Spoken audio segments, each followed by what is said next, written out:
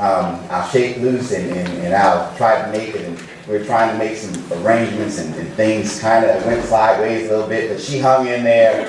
And so I am very pleased to be with you today, the entire day. Today we're going to talk a little bit about practical approach to electronic notarization. Now, electronic notarization is something that's been talked about for many years. Dating myself, I can go back about 20, 22 years ago. I was in a meeting, conference, and well, it wasn't a conference, it was a meeting, a bunch of attorneys and some technology people, and we were talking about electronic notarization. Back then it was just a gleam in some folks' eyes. And one fellow stood up and he said, well, I don't think electronic notarization is going to take off too well. And said, well, why is that? He said, well, people just are not comfortable with electronic signature. And so, at that point in time, he was exactly right. But I want you to fast forward to today, right? Some 20 years later. You can't get out of a retail establishment without signing electronically. When last time you've been to church, right? You look at the pew in front of you, little 2-year-old, got an iPad program, you know. It is here today. The use of electronic signatures and various technologies. We bank online. Christmas is coming up. Amazon, anybody? You know, the best thing since sliced bread. So all that translates really well to the realm of electronic notarization. And so what I want to talk with you a little bit about today is why now is the time where it's really going to catch on, and we're going to look at some practical things that you need to consider. In North Carolina back in 2005, 2006, and that's when I started my career there, I was brought on board specifically to develop an electronic notarization program for the purpose of allowing for electronic mortgage closing, okay?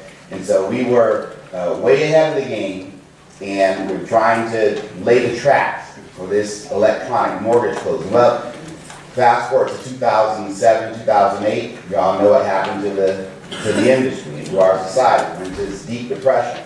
And so literally nothing happened within the mortgage company to propel electronic mortgage closing. I'm talking about electronic mortgage closing because that singular thing is what really got people talking about electronic notarization.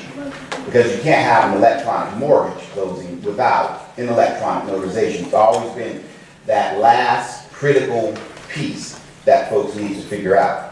And you all are familiar with what's going on here in Maryland. You're probably aware of the last couple of years we've had legislation considering electronic signatures or electronic notarization.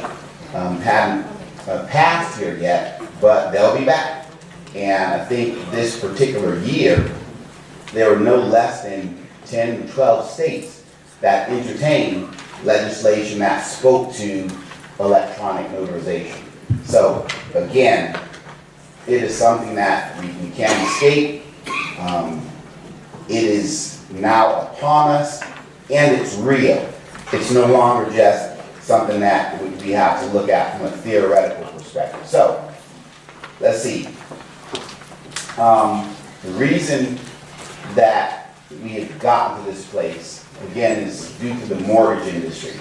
So, in 2015, the end of 2015, the CFPB, the Consumer Finance Protection Bureau, they did a pilot program with electronic mortgage closing.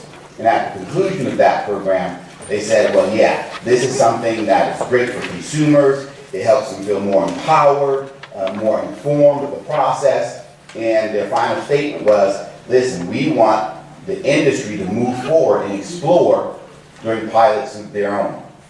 So we in North Carolina kind of took a cue from that and said, yeah, it's time to go ahead and put these tools that we have in place to use.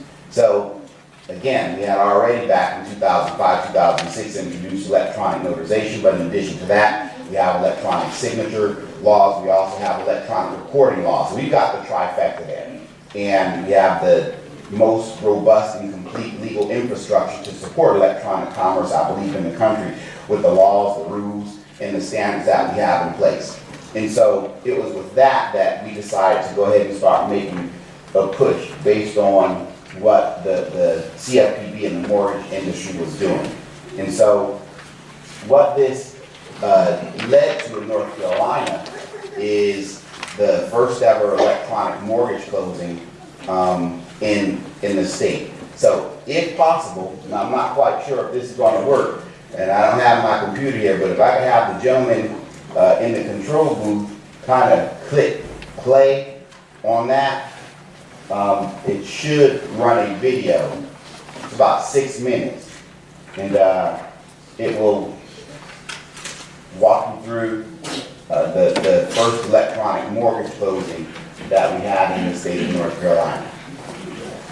So we got video. How about some sound? Let's see. Okay, no sound yet. Yes, that is Elaine Marshall, the Honorable Secretary of State of North Carolina.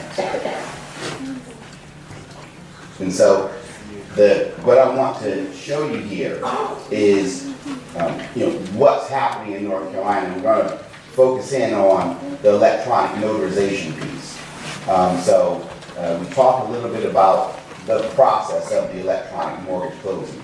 And you literally can see in the video, the husband and the wife, the borrowers sitting there with the technology, literally signing and executing documents electronically. And then we also see the notary who's there electronically notarizing a particular document. And so it's important to understand that not only in North Carolina is this happening, but it's starting to happen more and more in various states. And again, as I mentioned, there are no less than 11 states that have had legislation introduced this past year, and that trend is going to continue to grow. Now, one of the things that we'll talk about in terms of this practical approach to electronic notarization is the different types of electronic notarization that's actually out there. Was that a signal for me? Okay. Let's see if we can get some new sound.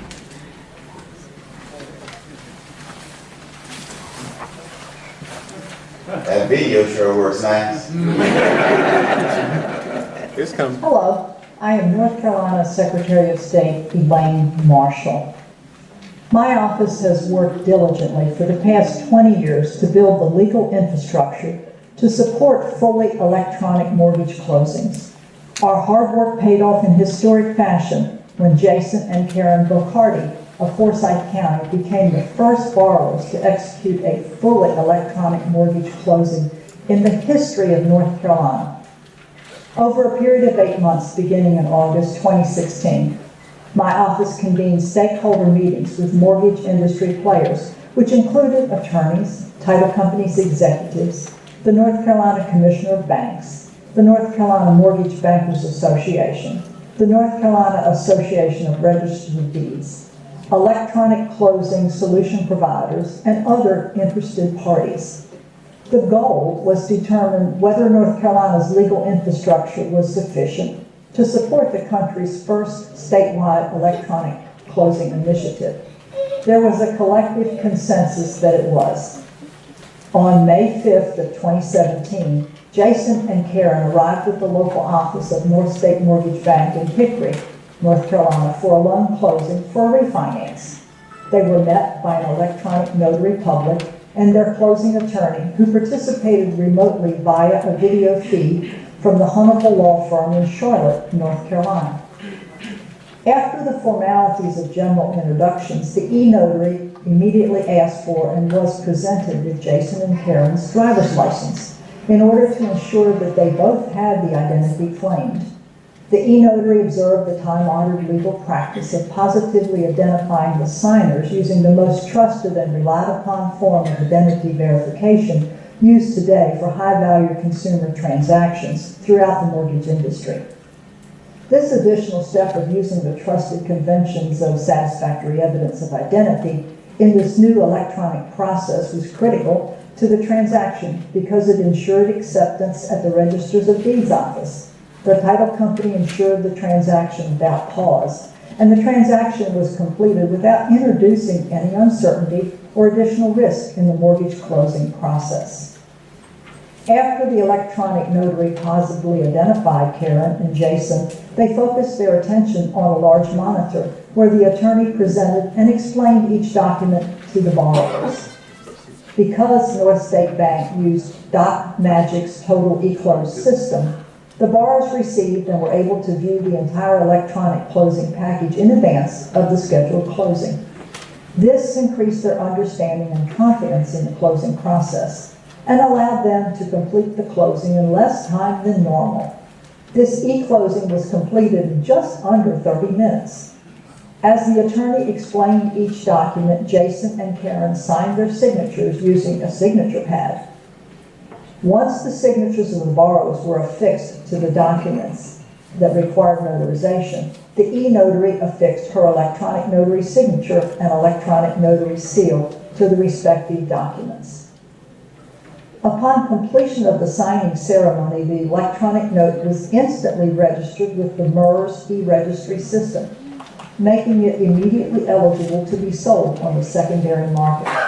The real property document, such as the deed of trust, was immediately repaired and ready for recording at the Forsyth County Register of Deeds office after the third day, where it became available for viewing online the moment after it was electronically recorded. Because the borrowers received electronic copies of the complete closing package several days prior to closing, they were already familiar with them and had most of their questions answered prior to the scheduled closing date. Electronic mortgage closing provides significant benefits to all parties connected with the mortgage closing process. The Consumer Financial Protection Bureau found in its pilot program that when borrowers have more time to review the closing documents in advance, they feel empowered and are better educated on the total process. Based on the speed of the fully electronic closing process, the loan will fund faster, which can also result in the borrowers getting the keys to their new home faster or having their funds sooner from a refinance. The attorney can reduce travel time and can potentially close more closings during the course of a given day, which increases productivity. In this transaction, the attorney was 50 miles south from the notary and borrowers, and the registrar's office was 70 miles east. The lender is available to dramatically reduce the loan cycle time, as the electronic note can be sold on the secondary market in a matter of 1 or 2 days rather than weeks. There are also many additional benefits, such as going green and reducing the carbon footprint, savings in the cost of printing reams of paper, reducing or eliminating postage or special delivery fees, and reducing errors and lost documents, which are a constant source of frustration and lost revenue. Personal appearance before the notary public is the most relied upon and trusted form of identity verification in the world.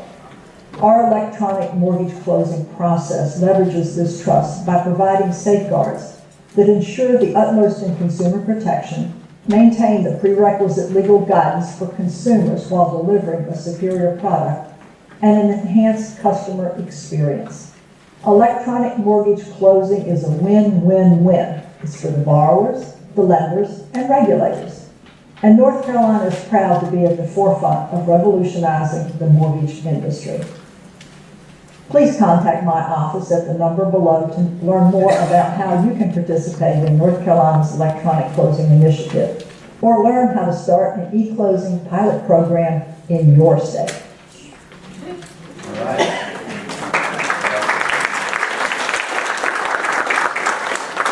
Ladies and gentlemen, this is what the driver is behind electronic notarization.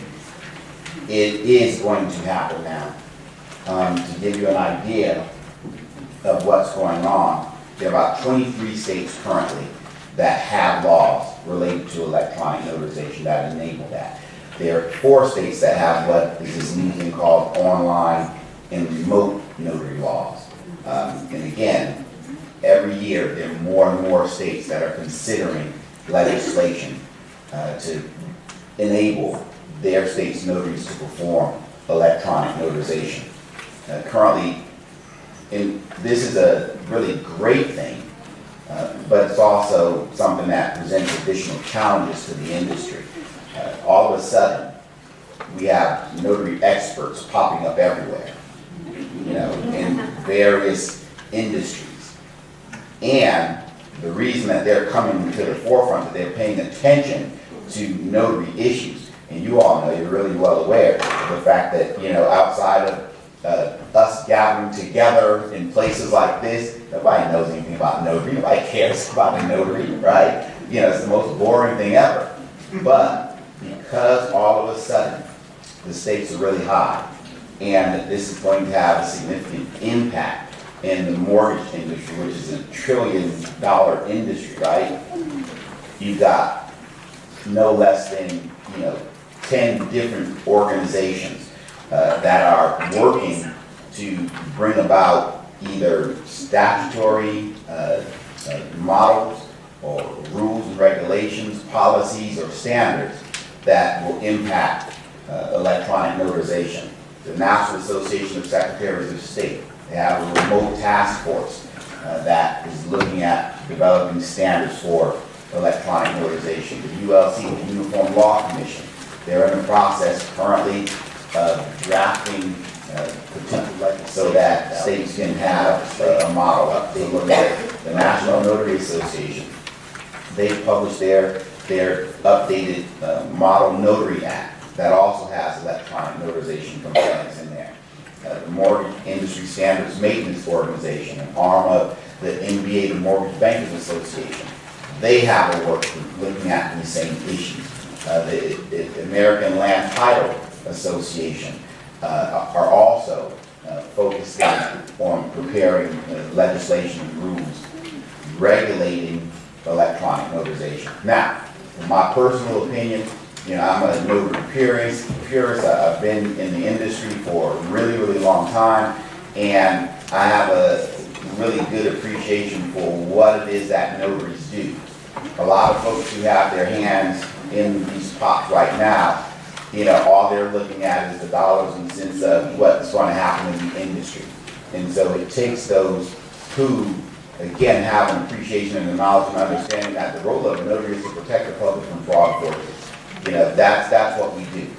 And so it's not so much about the speed and efficiency. And what is happening and what will happen if we're not careful is that the safeguards and the security within the notarial process will be compromised and sacrificed for speed and efficiency. And it doesn't have to be, and that's the beautiful thing, and that's why we are working so fervently in North Carolina to try to demonstrate how this can be done, how it can be done, where we are balancing, the needs for great efficiency, but without compromising, the integrity of the transaction in the process. So, there are different types of electronic notarization. There is the traditional electronic notarization, which requires in-person appearance. So some folks ask, well, if you have to appear in person, well, what's the benefit of that? Why not just, stay on paper? Well, you have to think about the process itself. When you eliminate paper, it just adds a lot of speed and efficiency. I no longer have to put something in an envelope and mail it and incur postage costs and wait however many days for it to get there. If this is an electronic process, I click a button and it's already there in a safe and secure fashion. So, as Maryland and the surrounding areas kind of move forward, I'm trying to share with you all, the leaders in the notary community here, some of the things to consider, because you'll hear a lot of great and wonderful stuff, You'll see some technology that will blow your socks off, right? But you have to understand where some of these folks are coming from. They're not coming from a perspective of, you know, what's best for notaries, what's best for the folks that we are protecting. They're monetizing the process.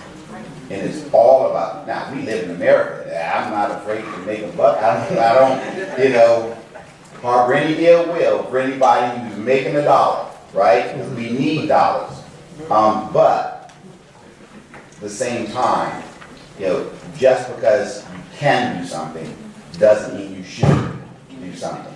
And that's something to always kind of remember. So with the in-person or traditional electronic notarization, and again, that's not new. It's been around for, you know, a long time. The National Association of Secretaries of State adopted standards back in 2006 governing electronic notarization. It was just, again, during that lull in the mortgage industry period where nothing was happening because of the recession and so on and so forth, that nobody ever really paid any attention to it. With traditional electronic notarization, nothing really changes. The only thing that changes essentially are the tools. In other words, that person's going to appear before you, they're going to verify their identity, you know, make sure that they're willingly signing that document, making sure that they understand the nature and consequences of the transaction, and all of those things, they don't change. Okay, but when you move to this remote or online, as they like to call it these days, type of notarization, there are a lot of issues, and I'm not here to talk about the issues related to that, because it will be a reality in some states. It's a reality in Virginia, it's a reality in Texas now, it's a reality in, I think, Nevada. So some states will, you know, buy the nice gold shiny new thing. And so you have to be prepared for that reality too. But I will share with you some of the characteristics that I think are problematic with it. The primary method by which an individual is going to be positively identified, which is the heart of what a notarization actually is, requiring that person to be in your presence so you can verify their identity, so that when you perform a notarization, putting your signature and seal on that particular document, and it's going to be trusted by whoever and everybody who actually comes into contact with that document, you have done everything that you can do to make sure that that person is who they say they are. So that's what we're talking about here. The way that they are accomplishing that, and with a straight face, they'll tell you that this is a superior way. Have you heard of knowledge-based authentication? They call it KBA, out-of-wallet or out-of-pocket questions. What they'll do is, to verify your identity, they'll ask you a series of questions that supposedly only you will know, such as, what was your address when you lived in California in, 2001? Who was the first mortgage company that you, took out your mortgage with? And things that they know because they have dug into your data files that are held and protected by places like Equifax. So they will tell you that this methodology is better and superior than the good old-fashioned, let's sit down face to face and make sure that you are who you say you are. Now, that's on just the most egregious end, right? Now, we as Americans, we value our, what do you call that thing? Privacy, right? We value our privacy, and we don't want that old government knowing more about us than we want them to know and all that kind of stuff. But you know what we do? We get on social media and give the world everything. Where we've been, where we're going, what school our kids go to. I mean, we just give it all away, right? So between the data breaches that happen routinely and what we just freely give away, I just don't have any faith in the concept of this knowledge-based authentication being able to verify the identity of the person who is executing and transacting this particular document that folks are going to rely on. Wills, deeds, durable powers of attorney for health care, you name it. When you affix your signature and seal on that document, you know that it's going to be accepted as prima facie evidence in the highest courts of the land because you said it was John Smith and that he signed it.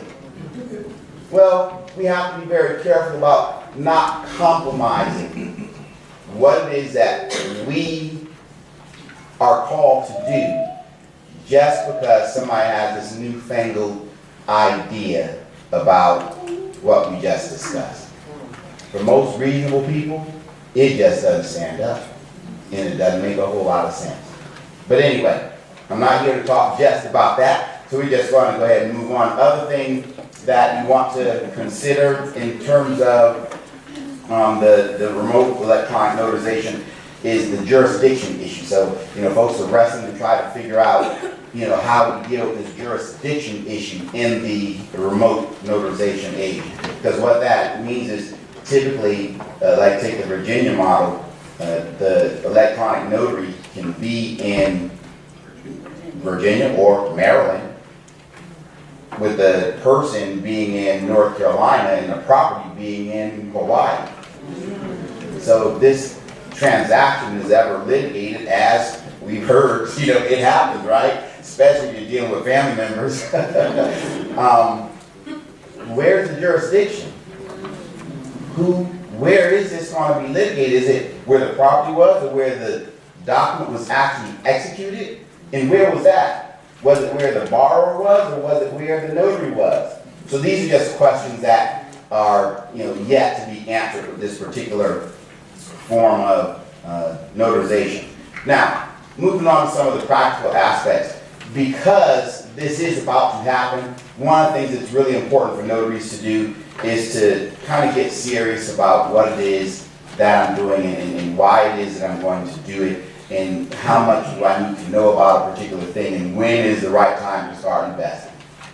Because, it's really good to be on the front end of things and to be prepared, but dollars are just kind of tight and hard to come by, so you don't necessarily need to just start throwing money out there just because somebody's got something nice and shiny to sell. Now, for years, we've had our electronic notarization program since 2006 in North Carolina.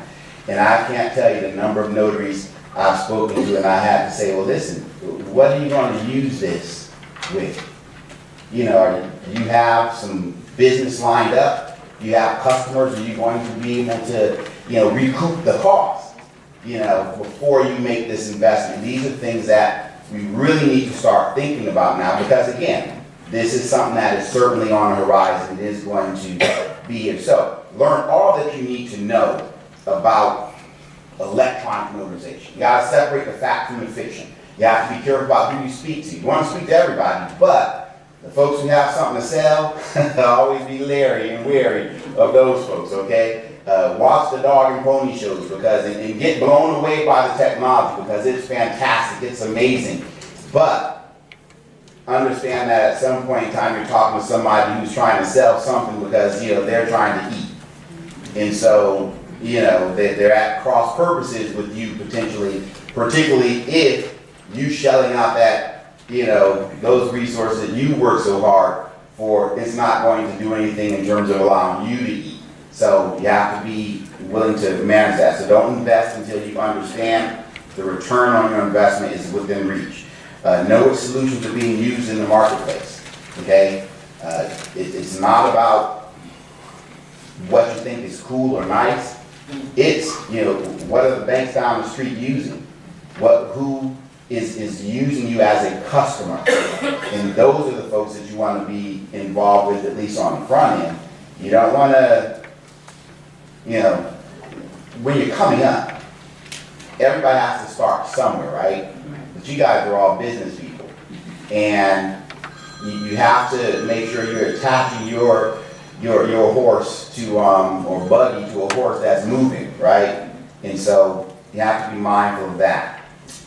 Verify what folks are telling you. It's not just about what the vendors are saying, but at this point in time, when this thing really begins to move, they should have a customer base. They should have some references that you can check. You should be able to kind of get a bead on who is using their respective services.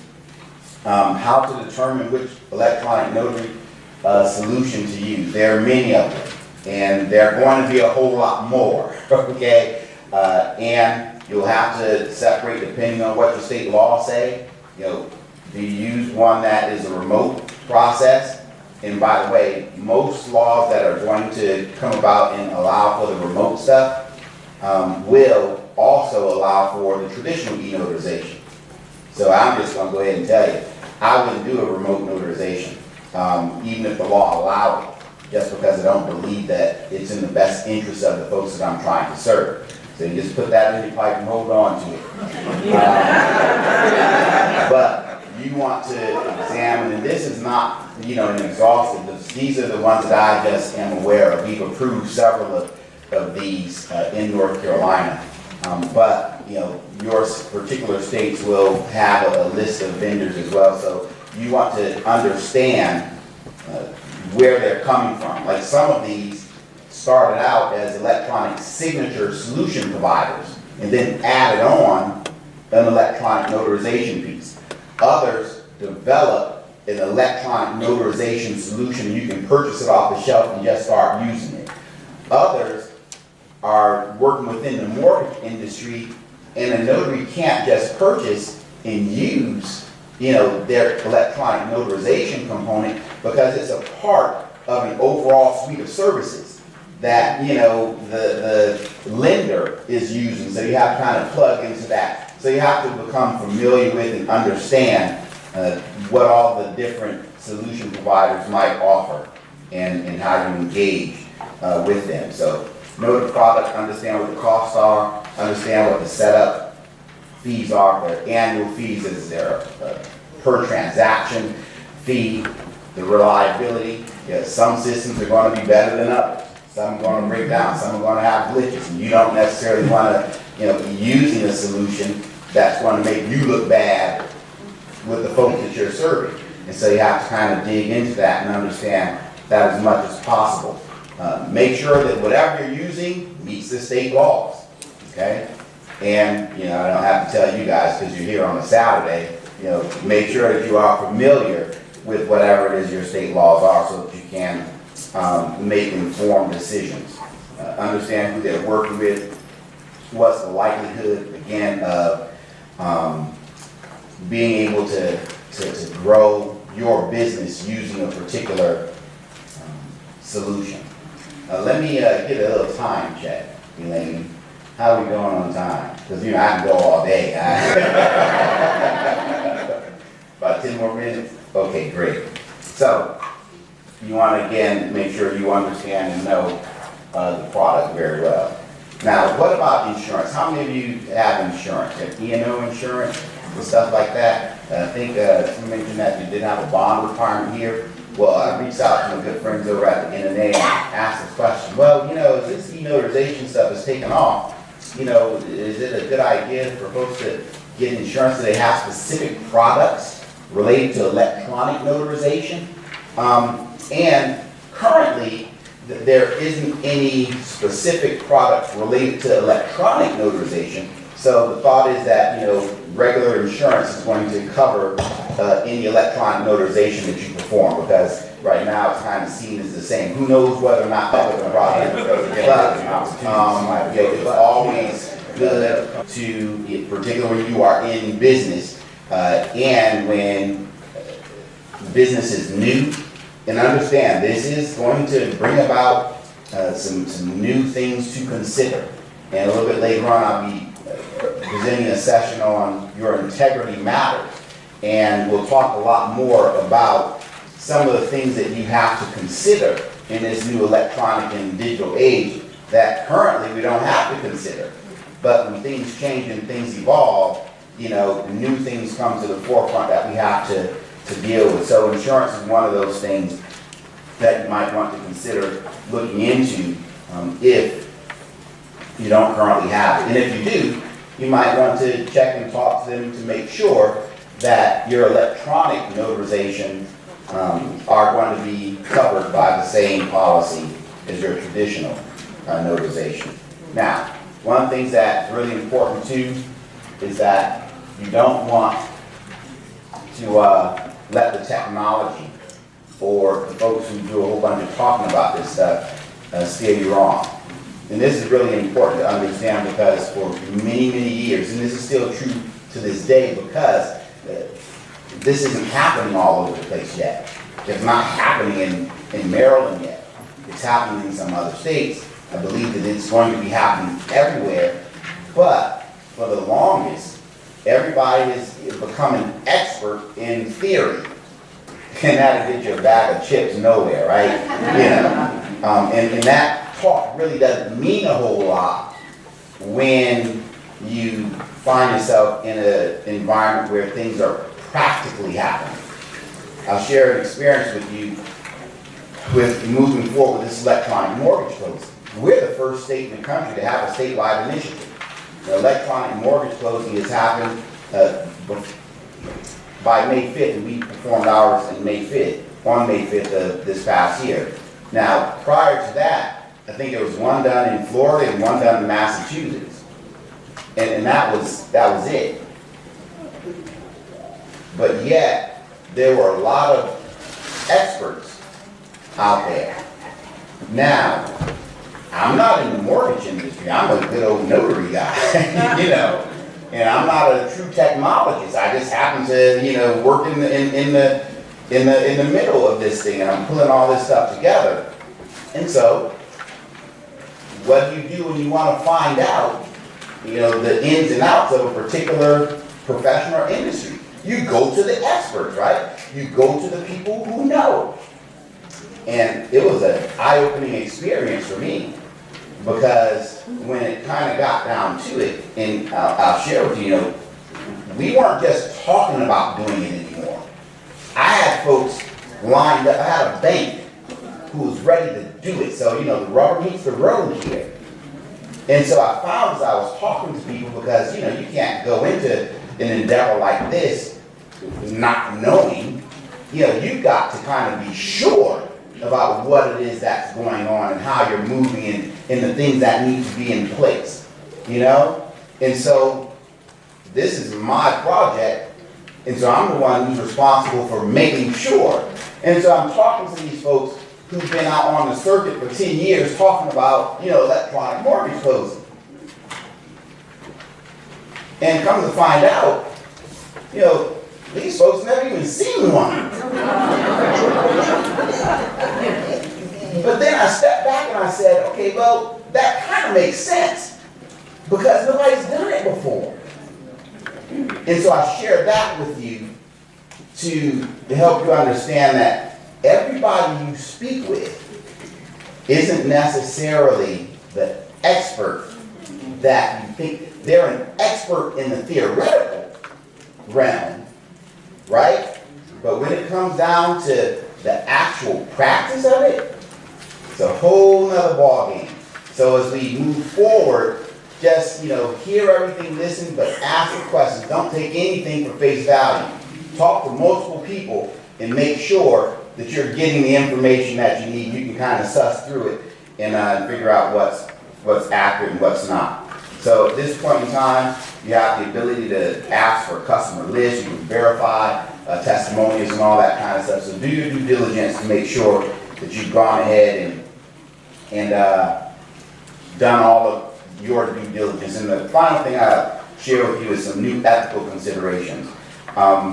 When you are dealing with electronic notarization, you have to deal with things that you have not had to really contemplate in the traditional arena of notarization. Like the documents, you have access to electronic documents. Typically, when you notarize a document, when you finish notarizing it, what do? You give it back to the person, right? You know, send it somewhere. And you don't, it's not an option to just keep it. You're not going to go make a copy of somebody's document. But in the electronic arena, you very well may have access to that document well beyond the actual notarization. So you want to make sure that you handle that stuff appropriately. Protecting your signature and your seal. Well, it's kind of easy to keep your seal locked up or on your person and that kind of thing. Well, in the electronic arena, it's a little bit different. You don't have something that's tangible like that. You know, so what it is that you're going to have to make sure of is that you protect your PINs, your passwords, and other things of that nature, right? You also need to make sure that regardless of what the technology says, you are positively identifying the document signer. You as a notary, you have to make sure that you are satisfied that this person is who they say they are.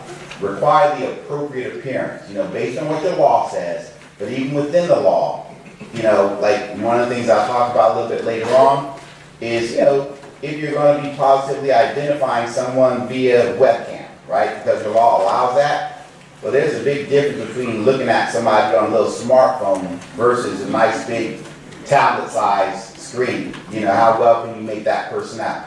So these are all new ethical considerations that you're going to need to contemplate, consider, and handle. So I think my time has expired, and so I'm going to go ahead and give way to Elaine, but I will be here all day with you, and I'm looking forward to being here with you. Thank you so much.